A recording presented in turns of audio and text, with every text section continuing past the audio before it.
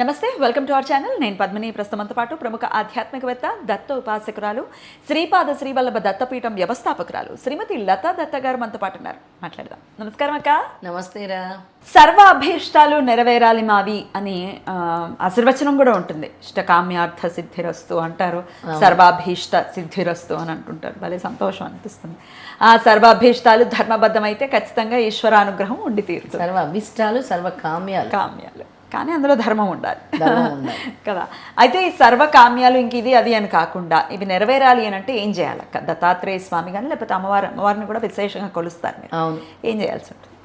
అమ్మవారిని త్రిమూర్తులు సైతం కొలిచేవారు. లలితా మహాభట్టారికాదేవిని అసలు అమ్మవారిని త్రిమూర్తులు స్తుతించేవారు.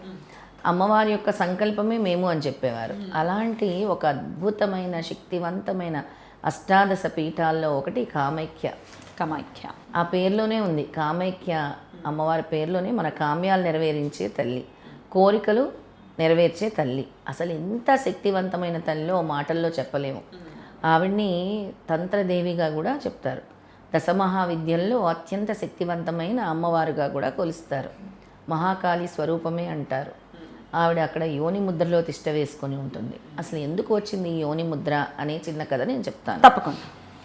ఎందుకంటే అమ్మవారిది వచ్చే నెల జూన్ 22 నుంచి 26 వరకు అంబుబాచి అనే అతి పెద్ద ఫెస్టివల్. అక్కడ ఆ 3 రోజులు కూడా గుడి దేవాలయము ఫస్ట్ మూసేస్తారు. తర్వాత అమ్మవారి ఋతుక్రమము సంవత్సరానికి ఒకసారి ఆ దివ్యోతేజమయంగా మళ్ళీ అమ్మవారి ఋతుక్రమం జరుగుతుంది.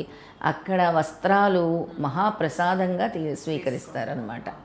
అలాంటి యోని ముద్ర అమ్మవారు మనకి ఎటువంటి కామ్యాలైనా, ఎలాంటి మనం ఏది కోరుకున్నా జరిగిపోతుంది. కీర్తి, ప్రతిష్ట, రాజకీయము, ఫేమ్. ఒక ఫేమస్ అవ్వాలంటే కీర్తి అంటే అదే కదా. అవును. అది అన్నీ ప్రసాదించేది ఆ తల్లి అనమాట.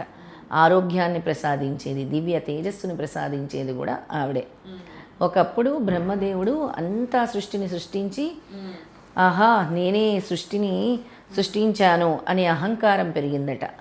అప్పుడు మహాకాళితో అన్నాడట, నేనే సృష్టిని సృష్టించాను. మహాకాళికి చాలా అహంకారంతో విరవీగుతున్నాడు బ్రహ్మ. అతనికి ఓ పాఠం చెప్పాలి అని తన కోపంతో కేసి అనే రాక్షసుడిని ఉద్భవింపచేసింది. ఆ కేసి అనే రాక్షసుడు అతివేగంగా బ్రహ్మదేవుడిని మింగేయాలని పరిగెడుతూ ఉన్నాడనమాట. అప్పుడు బ్రహ్మదేవుడు పరుగున వెళ్ళి విష్ణుమూర్తిని ఆరాధించి, స్వామి విష్ణుమూర్తిని నేను ఎలా బయటపడాలి అని అడిగినప్పుడు మహాకాళిని స్తుతించు, పూజించు అని చెప్పారనమాట. మహావిష్ణు స్వామి చెప్పటం జరిగిందనమాట. మహావిష్ణువు చెప్పిన విధంగా బ్రహ్మదేవుడు కాళీమాతని పూజిస్తూ క్షమించమని క్షమాప్రార్థన కోరగా అమ్మవారు హూంకారంతో కేసి అనే రాక్షసుని భస్మం చేస్తుంది. అప్పుడు బ్రహ్మదేవుడు చేసిన తపస్సుకి మెచ్చి అమ్మవారు బ్రహ్మదేవుడిని శాప విముక్తుడిని చేస్తుంది. అయినా కూడా బ్రహ్మదేవుడు చేసిన పాపం కారణంగా అప్పుడు అక్కడ భస్మమైన చోటే గడ్డి మొలిచి అక్కడ పశువులకి నిలయంగా దాన్ని గుట్ట పేరు నీలగుట్ట అని కూడా అంటారు. నీలకొండ, కామాఖ్యాలు అనమాట. ఈశాన్య దిక్కుగా ఉంటుంది. అప్పుడు యోని ముద్రలో అమ్మవారు నేను అక్కడే ఉన్నానని చెప్తారు. బ్రహ్మ చేసిన పాపం కారణంగా యోని ముద్రని చూడలేడు. అప్పుడు మళ్ళీ బ్రహ్మదేవుడు తపస్సు చేసి అక్కడి నుంచి అమ్మవారి దగ్గర నుంచి ఒక శక్తివంతమైన కాంతి అందులోకి ప్రవేశిస్తుంది. ఆ కాంతే పవర్ అన్నమాట. అంత పవర్. అమ్మవారు ఒక్కసారి దర్శించుకొని కోరిన వెంటనే నెరవేరుస్తుంది.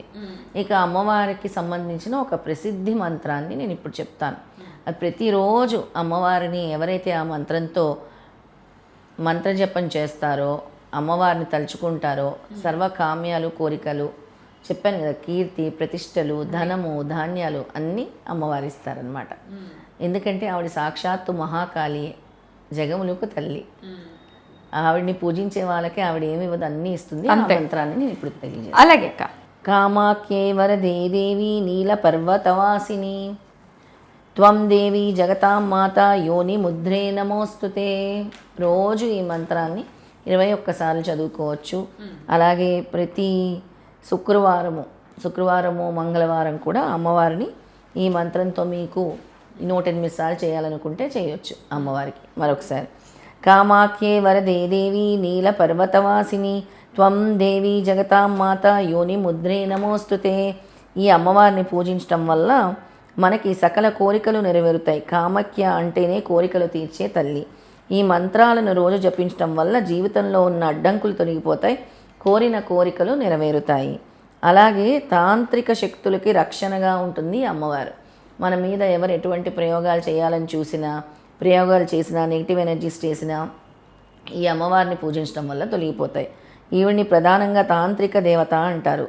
ఈవిని భక్తితో ఆరాధిస్తే క్షుద్ర శక్తులు, చెడు దృష్టి మరియు భయాల నుంచి రక్షణ లభిస్తుంది.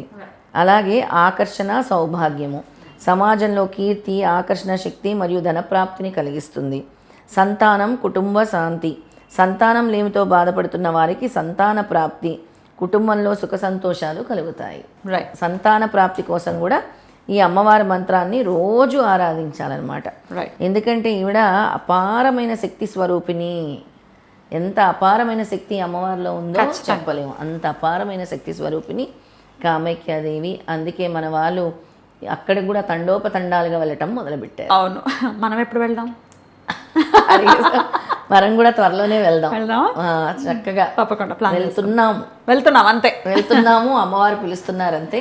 మనము జూలై ఎండ్ కానీ ఆషాఢంలో వెళ్ళి దర్శించుకుంటే చాలా మంచిదట అమ్మవారిని. వరాహి నవరాత్రులు కూడా వస్తాయి. ఆషాఢ మాసంలోనే మనం అమ్మవారి దగ్గరికి వెళ్దాం తప్పకుండా. మరి రావాలనుకుంటున్న వాళ్ళందరూ మనకు కమెంట్ పెడితే వాళ్ళని కూడా తీసుకెళ్తాం. ఖచ్చితంగా రావాలనుకునే వాళ్ళు ఖచ్చితంగా మీ ఇంట్రెస్ట్ని తెలియజేయండి. ఎస్ మేము వస్తామని చెప్పి దాన్ని బట్టి ప్లాన్ చేసుకుని డేట్స్ త్వరలోనే అనౌన్స్ చేస్తాం.